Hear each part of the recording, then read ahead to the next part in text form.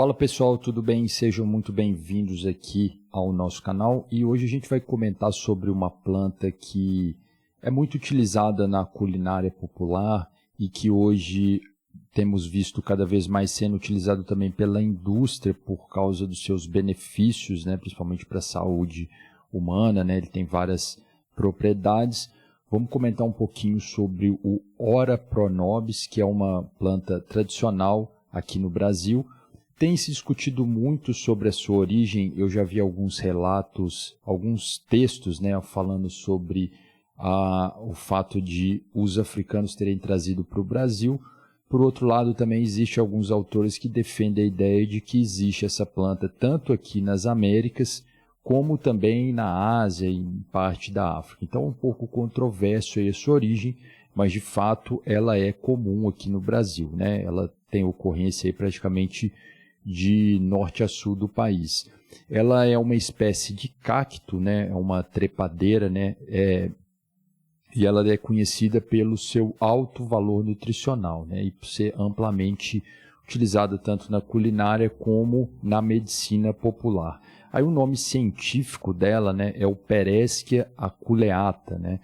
E aqui eu coloquei uma imagem só para a gente ter essa dimensão do que é essa planta, né? Aqui ela de forma mais livre, assim, de uma forma que não é um cultivo, vamos dizer, que tem um objetivo ali de ser comercializado, né? Apenas é comum você ver isso às vezes em alguns quintais, né? Em algumas casas de interior, né? Então ela tem mais ou menos essa aparência, né?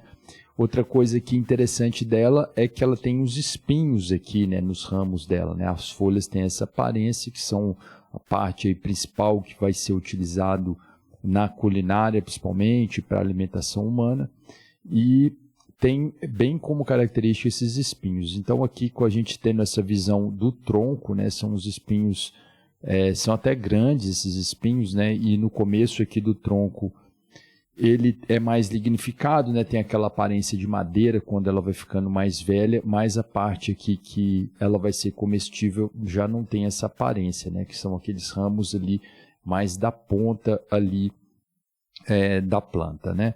Bom, comentando aqui também sobre o fruto, né? Ela dá um frutinho parecendo uma cor meio amarelada, né? Parecendo meio laranja, a fluorescência e o fruto, né? Mas de forma geral nós utilizamos ali mais as folhas, né? Então falando aqui das propriedades, né? Dos micronutrientes que a gente encontra, a gente vê que tem muitas propriedades que são benéficas, né? Que podem ser usadas aí de forma positiva aí pelo ser humano. E aí a gente fazendo uma análise bromatológica, né? Nessa análise a gente vê aí tantos macros, micronutrientes daquela planta, né? A gente tem aí como micronutriente, a gente tem em 100 gramas, né? A gente tem 3.420 miligramas de cálcio, a gente encontra também o ferro, o magnésio, fósforo, potássio, manganês, zinco, cobre e vitamina C. O que mais a gente encontra aí é o cálcio, então é um nutriente bem importante aí para o ser humano. Bom, falando dos macronutrientes que a gente pode encontrar aí no Ora pronobis, a gente tem aí a proteína em torno de 28,4 gramas, os lipídios, né, que são aí as gorduras, 4,1 gramas, isso em 100, né, seria mais ou menos 4,1%, né, aproximadamente, e as fibras em torno de 39,1 gramas. Então, assim, o que se destaca muito é a sua quantidade de proteína, então ela é uma boa opção proteica, né, quando você pode ali tentar utilizar dessa forma, né, para você enriquecer a alimentação, né, então foi muito utilizada no passado e tem voltado a ser utilizado. Bom, se a gente for falar da propagação, né, como que essa planta é propagada, geralmente a gente vai usar as estacas, né? Ou pode também utilizar a semente, mas o mais comum vai ser a gente utilizar a estaca. Então ela vão ser clones ali, né? É muito raro, né? Na condição aí de cultivo aí, a gente utilizar a semente, né? E a característica principal aí da gente fazer essa utilização dos ramos, né? Das estacas dos ramos, é que a gente mantém ali aquela mesma característica das plantas mães. E as estacas, né, elas podem ser fincadas diretamente no solo, né, quando a gente está pensando aí na propagação, mas o ideal é utilizar mudas previamente formadas, né, o que possibilita um planejamento do cultivo, né, e para a formação ali dessas mudas, a gente utiliza as estacas de 20 a 30 centímetros, pode ser em saquinhos plásticos contendo aquele substrato comercial ou mesmo algum substrato composto, né, algum substrato que você for preparar. E aí eu coloquei aqui um exemplo dessas mudas aí, né, já em processo, aqui na figura A, a gente tem aí o processo quando vai colocar ali para ela enraizar, né, depois ela mais crescida ali, né, já com algumas folhas já, né, pronta para ser levada para campo, né, como na figura C também. E aqui também outra imagem aqui, né, dessa vez já utilizando diferentes técnicas, né, essa figura da esquerda eu coloquei aqui ela direto no saquinho, né, estaca direto no saquinho, na figura aqui do meio uma espécie de tubete, né, como também nessa figura da direita, né? Então pode ser utilizado essas diferentes técnicas para propagação, mas o interessante é utilizar aí as estacas. Coloquei aqui também um exemplo, né, de um viveiro de produção aqui dessas mudas aí de Ora pronobis. Bom, falando do plantio, né, eu acho que é uma planta que pode ser utilizada tanto pela agricultura familiar quanto por um médio agricultor que ele pretende, ali, de certa forma, explorar esse potencial econômico, né, dessa planta.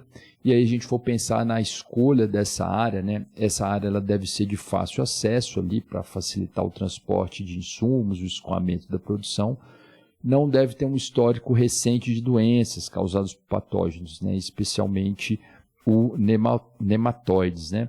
As áreas devem possuir boa drenagem, pois a cultura não tolera o encharcamento, né, então aqueles solos ali de várzea já não são recomendados, e isso também pode favorecer as doenças, né, então quando você planta ela ali numa área que é mais úmida, isso favorece doenças, né. E também pensar sempre, quando a gente vai implementar alguma cultura, os limites legais do uso, né, do solo e da área para a gente ter questão de declividade mesmo, né, questão de reserva legal ou não, sempre importante a gente pensar nessa questão. Bom, vamos comentar também sobre a época de plantio, né, do Ora pronobis em função das regiões aqui no Brasil e também de altitude, né? Então coloquei aqui as regiões aqui do Brasil e aí a gente pegar no sul do Brasil, altitudes acima de 700 metros, né, em relação ao nível do mar. Aí o momento certo de você plantar é de setembro até novembro. E a gente pegar ali no sul com altitudes menores, né, de agosto até dezembro. E também menos que 400 metros, né, aí a gente pode pegar ali de janeiro, né, depois, na verdade, de agosto até janeiro, né, começando ali, pensando que o ano agrícola vai começar ali em agosto, né, a gente começa de agosto a setembro. Já no sudeste ali a gente pode pensar de agosto até fevereiro, né? A gente tem uma janela maior. E no nordeste começando em dezembro e até março, né? Isso varia de acordo com a região, né? Principalmente a questão de oferta de chuva, né? E também importante a questão do fotoperíodo, né? A gente pensa que as plantas, para elas se desenvolverem, as cresceres vão precisar de incidência luminosa, né? Que vai ali desencadear o processo de fotossíntese. Então, nessas épocas do ano, na época de verão aqui no hemisfério sul, né, vai ser o momento em que a gente vai ter essa maior incidência solar, né, a gente vai ter mais horas de sol, então é o momento adequado, né. Bom, falando do plantio também do Ora pronobis, algo para a gente pensar é na correção do solo, né, que apesar de ser uma planta rústica, que ela tem uma relativa tolerância à acidez, né, recomenda-se a correção do solo, né, do pH, elevando ele ali a saturação de bases até 60%. Né? Isso a gente vai fazer ali utilizando o calcário. Né? Eu não vou entrar aqui em detalhes nesse vídeo, já fiz outros vídeos aqui no canal falando melhor sobre o que é saturação de bases, o V%, mas a gente pensando num plantio que a gente quer explorar economicamente, é importante que a gente faça a correção do solo. Se for apenas um plantio ali no quintal, para um consumo da família ali, não tem essa necessidade tanto de você partir para essa correção do solo, né? Mas quando você está ali pensando em um cultivo que você espera um retorno econômico, é importantíssimo que você adote essas técnicas, né, para que você consiga ali os melhores resultados, né? Bom, coloquei aqui também uma informação sobre a adubação de plantio, essa informação de um estudo da Embrapa, né, e ali eles colocam a disponibilidade de fósforo, isso vai ser de acordo ali com a análise de solo, né, e ele considera ali baixa, né, menor que 25 miligramas por decímetro cúbico, e ali de acordo com essa disponibilidade, né, a gente vai ter essa dose ali recomendada, né.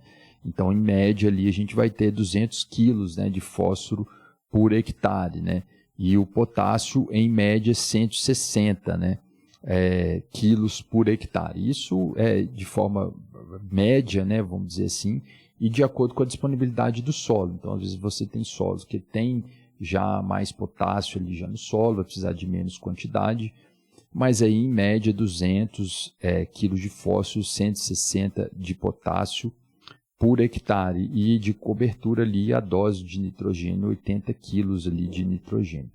Bom, eu coloquei aqui uma imagem de um plantio comercial, né, um plantio que visa aí, assim, a exploração fitotécnica, né, do Oropronobis, e a gente vê o espaçamento, né, entre plantas e entre as ruas, né.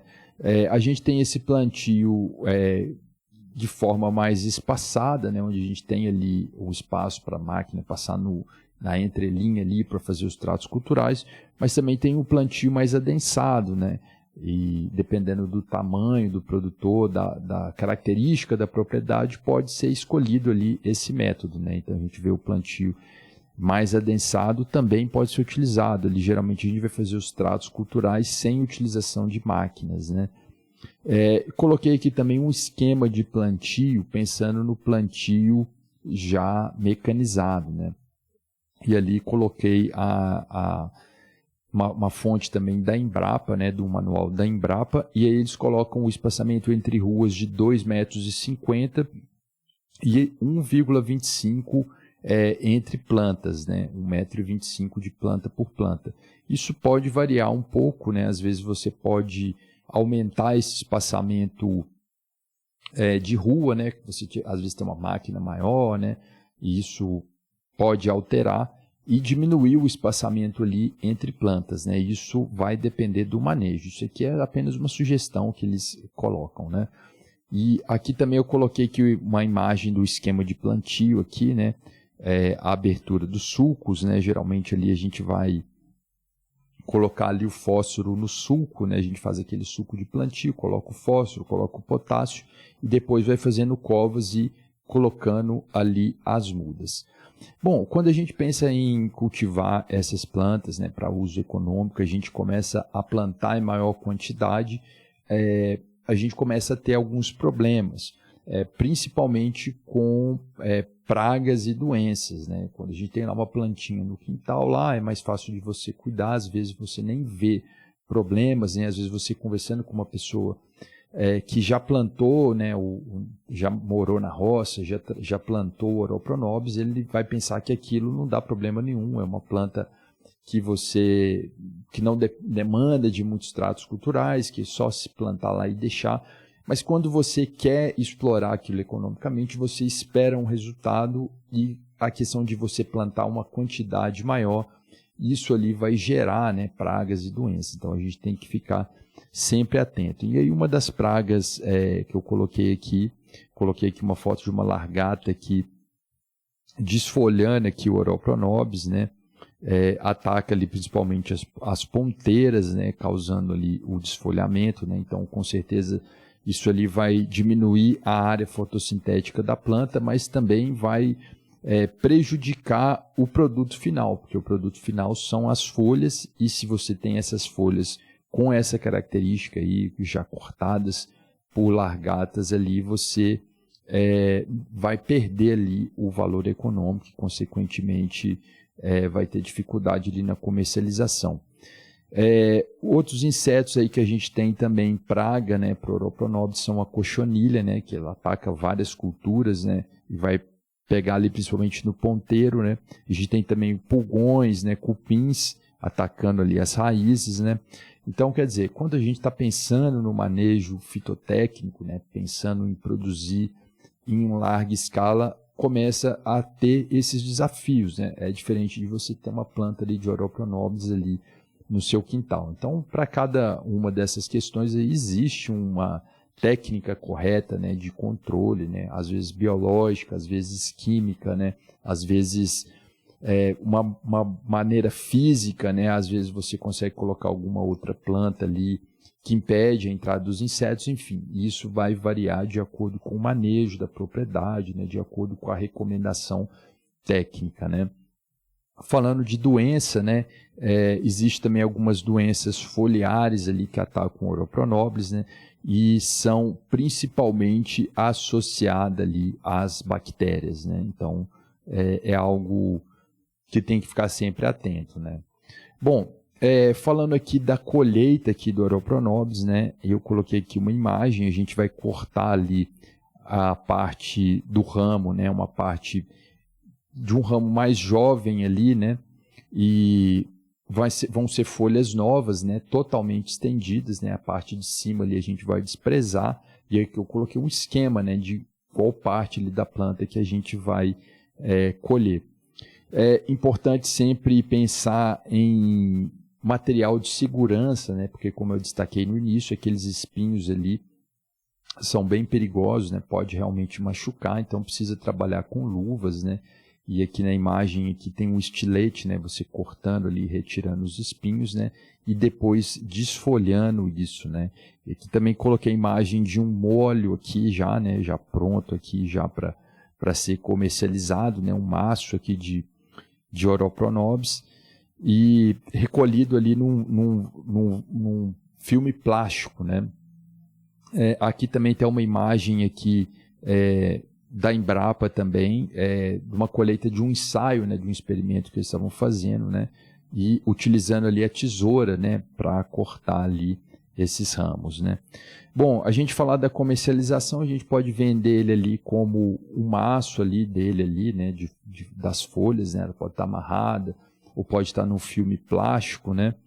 E também hoje a gente tem visto alguns produtos à base de Oropronobis, né? Então, às vezes você vai fazer ali, vai desidratar aquele Oropronobis, colocar numa cápsula. Isso aí já envolve um processo industrial, mas não é uma indústria de grande porte, né? Então também tem sido comercializado dessa maneira, né?